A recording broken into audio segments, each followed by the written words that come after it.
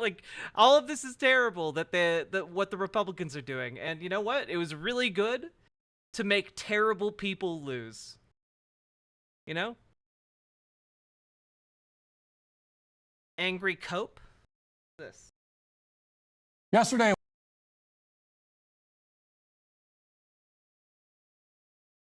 was election day in a few states around the country. It was not a good day for Republicans. This should come as no surprise, as Republicans haven't had a good day on election day since 2018. It's been loss after loss after loss since then.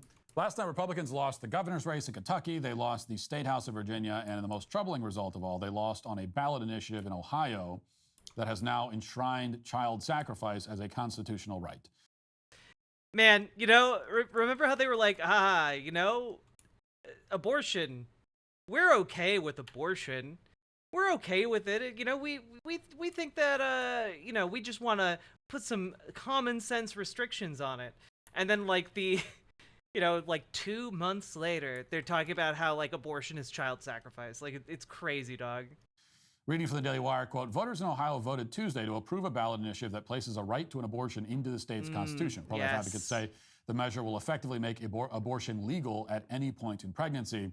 The initiative brought in millions in spending, with more than $18 million being spent in favor of the pro-abortion initiative, with just $7 million being spent in opposition since August 9th, according to NBC News.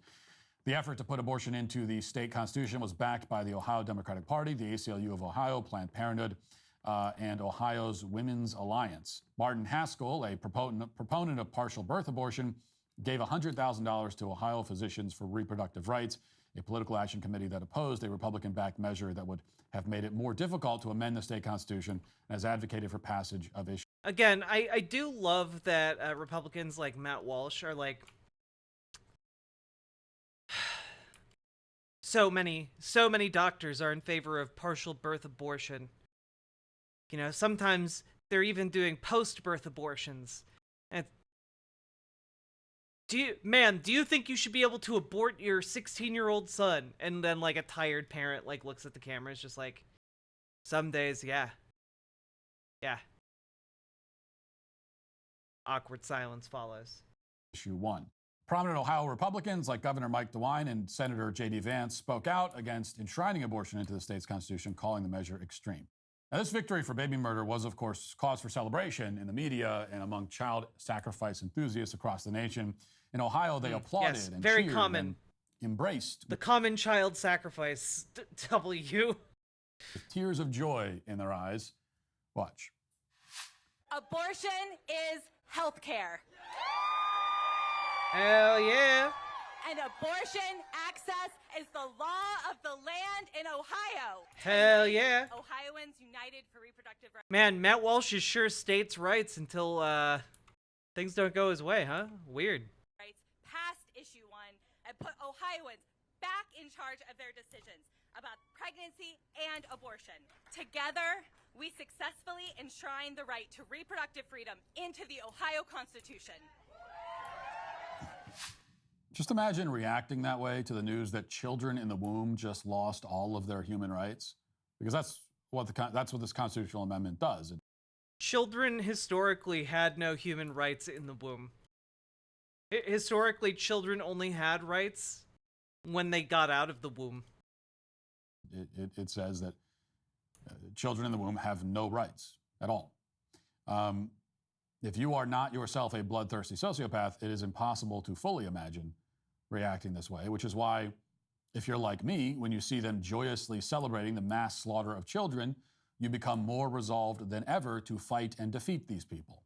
But if you're like many milquetoast Republicans, you become more resolved than ever to cower and compromise and give these people whatever they want in hopes that they will have mercy on you. And that has essentially been the analysis from a great many alleged conservatives since last night and before that. They have determined that not only was the result in Ohio an indictment of the pro-life message, but that the other results were also indictments of the pro-life message. In fact, these Republicans insist that every Republican defeat in every recent election is because of abortion. We must abandon the issue or compromise significantly on it in order to have any chance of winning, they say. According to this conventional right-wing wisdom, the overturning of Roe in the Supreme Court was not a great victory for human rights, but was in fact a political disaster that is solely to blame for all of the losing the Republicans have been doing. The fact that this Republican track record of losing stretches back before Dobbs, the fact that they have been getting wiped out since before the Supreme Court issued any decision on this topic has apparently not occurred to these people. Or it has, but they find it convenient to blame pro-lifers anyway. If you turned on Fox News last night, and I'm not sure why you would ever want to do such a thing, you would have heard a lot of this kind of capitulating and blame shifting. Here's just a short taste of it. Democrats are trying to scare women into thinking Republicans don't want abortion legal under any circumstances. And I go back to Pennsylvania 2022. The Republican candidate for governor, if I remember correctly, no exceptions for rape, incest, or the mother's life, and lost to a non-incumbent gubernatorial candidate, Democratic candidate, by a margin that was not seen since the 1940s. So I have to believe that was not seen since the 1940s. Ah, I see what you did there. that is an indication that the women in America, suburban moms, want it probably legal and rare and probably earlier than, you know, at the point of viability. How do they stop bumbling on abortion? What's the answer? Well, number one, the Republicans have to clear up this issue across these states with clear lines, like a 15 to 20 week abortion ban with exceptions for life, incest, and rape, and make it clear. You look at states where that is set in stone, and we don't have these problems. We don't have these problems in Florida. We don't have these problems in Georgia. We don't have these problems in North Carolina. And part of that is because of that particular issue. So that's Sean Hannity and Reince Priebus talking about. Oh, that's how where I Republicans know can that start guy. winning. Now you may ask yourself, Oh what my in God, God's name do Reince. these two know about winning? What wins do they have under their belt? Rancid Priebus. In what way has either of them ever in their entire careers helped conservatism win anything? Serious question. What have they ever done? Oh yeah, no, like Matt Walsh saw like Republicans lose colossally and was just like, okay, time to put on a show where I am literally the worst version of myself, at least appealing version of me. What victory have they ever achieved? What ideological battles have they fought and won in their lives? What ideological battles have they fought at all? Why the hell would anyone come to them for insight on this issue or any other? These are all very good questions, but unfortunately they are not alone. The Republicans are losing because of the abortion issue. The issue is unwinnable. Pro-lifers are screwing everything up, and we must come out and endorse legalized abortion in order to win. That is the message from many. I mean, you heard Hannity say it. Abortion should be safe, legal, and rare. That's what he said. He's literally repeating pro-abortion talking points from the 90s. He's a 1990s Clinton-era Democrat, which is not exactly breaking news, I suppose. But just to be clear, if you are a supposed conservative now saying that we should embrace legalized abortion, that safe, legal, and rare should be our mantra, then you are, make no mistake, advocating for a full-scale surrender on one of the most pivotal, fundamental issues of our time. You're free to take that position, but please, for the love of God, don't pretend to be a fighter if you do. You're waving the white flag. You're doing the thing the left never does, and Republicans always do.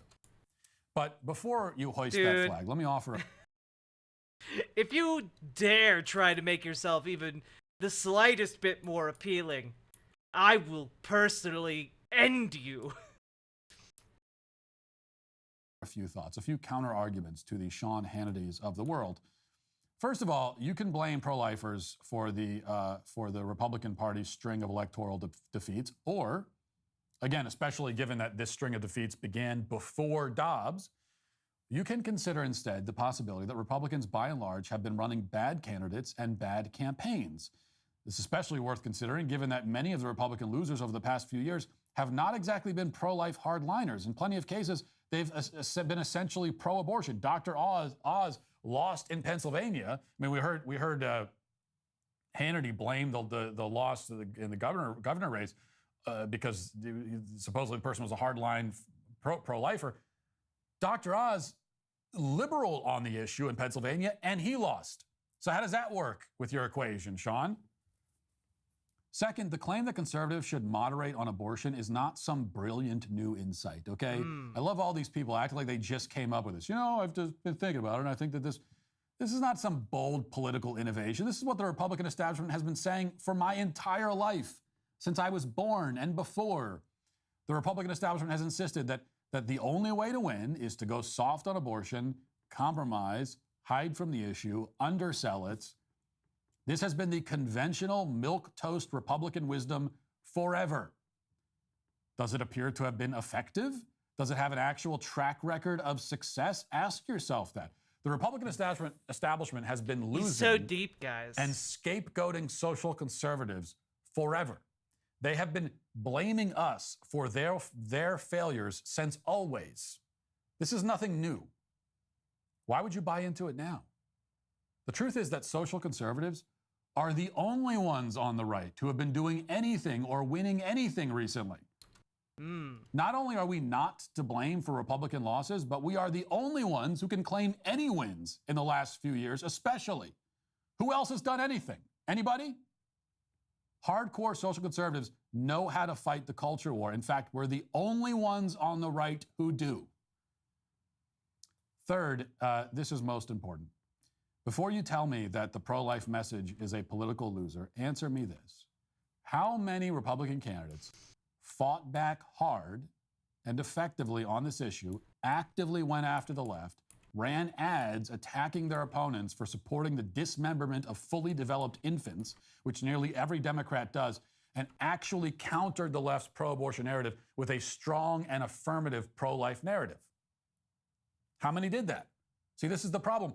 The pro-life message is being blamed in races where the pro-life message was never even articulated. And yet, it turns out people aren't morons, and they know that people who have pro-life positions, who are, you know, part of the Republican Party and talk about being pro-life and have a track record in the past of doing that, it's almost like they can make a deduction even if someone isn't explicitly saying all the time that they are, virulently anti-abortion. It's not a secret, right? And if you're a woman and you want to protect your rights in one of these states to your bodily autonomy, you know who not to vote for, actually. When the entire brand recognition of the Republican Party for like 50 or 60 years now has been explicitly anti-abortion. It's being blamed for losing when there was never any fight. Oh, this video is one of his latest videos on Twitter. Pro-aborts in Ohio outspent the other side nearly 3-1 since August. And that's emblematic of the situation across the country. Our side is pro-lifers are fighting. Republicans are not putting up a fight. So that doesn't mean we can't win, but it does mean we won't win if we don't even try. Consider this. Has any Republican anywhere run an ad saying, essentially, here's what happens in a third trimester abortion. My opponent supports this. This is the most basic strategy, and I'm not aware of anyone who's even attempted it. Now, I'm not saying that they should show an abortion in an ad, because nobody would run it if they do, and you need people to run it, but they can describe what the procedure involves, okay? There's a way to get this message across, and it's just and people don't know this, okay? A lot of people don't know this. They don't really know what they're talking about when it comes to this issue. They don't know what this issue is. They don't understand. And so has there been anyone who's run an ad saying, look, here's what this is. Here's what this guy over here is running against me. He supports this. And so if you agree with him, then vote for him. You know what? If you agree with him on that, I don't even want your vote.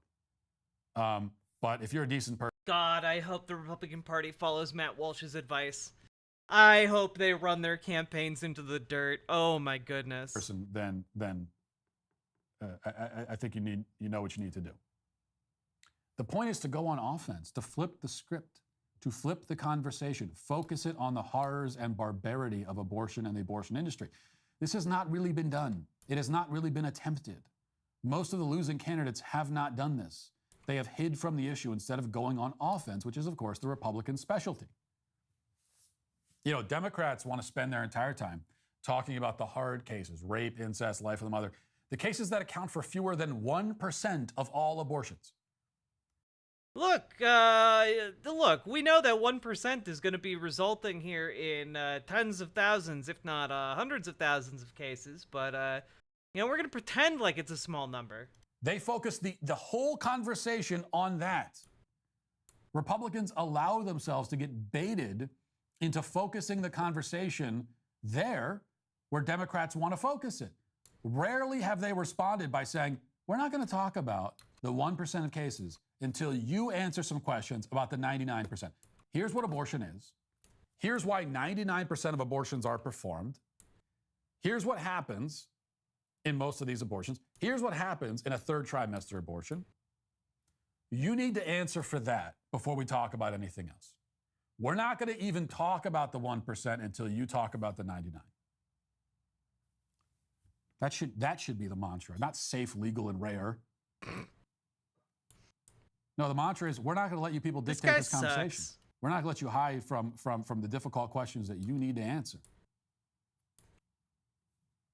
Now, very few Republicans have had the balls or wherewithal or intelligence to respond that way. And so they lose. Now, the truth is, for me, I wouldn't compromise on abortion, even if it really did mean losing every election from now to kingdom come. To accept child murder is to forfeit your soul. If we are really a country, if it is true that we are now a country where child murder is so fundamentally popular that it's impossible to win by opposing it, then we are not a country worth saving anymore. Then who cares? Awesome. Leave. Go elsewhere. Please, for the love of God. Who cares about this country? Why are we even trying to save it? You're telling me that if that's the country that's like fundamentally grounded in the slaughter of children? Yep, that's the country we're telling you about. You know, where that's as popular as apple pie? And that's the country we're fighting for? No, we deserve whatever destruction's coming our way in that case. Cool. Get out. I will never accept abortion. I will never compromise on it. I would rather die. That's where I stand. But the good news is that the whole premise is flawed. Okay, it's not, I don't believe that it's true that this country as a whole is so enamored with abortion. Back. Okay, I don't believe that it's true that we are, in fact, a country of baby killers. There are some baby killers in this country. I don't think they're the majority. Just to be clear, when he says there are some baby killers in this country, he's referring to any woman who's gotten an abortion. Yeah, like this is what the Republican Party offers, right? Like, oh, how wonderful. This guy can call you a baby killer if you've ever had an abortion. Super wonderful stuff. The pro-life message can win in this country, but only if we have the courage to fight for it and the intelligence to fight well. That's where Republicans tend to fail, both in the courage and the intelligence department. Wooga! And that is why they lose. And that is why those Republicans are today canceled. Bum. Yes. Canceled. They've been canceled, chat. Man, I'm really not on the ball today with my content. I apologize to all of you, but, you know, I hope you're having fun anyway. I hope you guys are having fun. Biggest cope ever? Yeah, like, that guy absolutely is just so mad. He was talking about how, like, we can make abortion a winning issue, and I'm like, yeah, dude. Oh, he compared it himself to, you know, they said we couldn't make the trans issue popular, and look at us now. And it's like, the trans issue is literally one of the least popular issues Republicans are running on right now. Like, it's the least popular and effective political strategy of recent memory, and it's glorious to watch it fail. Like, we have more trans representatives in Congress now than we've ever had before. And, on top of that, now he's like, yeah, this will be just as successful, if not more successful, compared to, you know, our previous thing. our previous thing, the trans thing, you know, how successful that was? Well, turns out now abortion's going to be really successful, and like, goddamn, no, it's not. It's not, dog.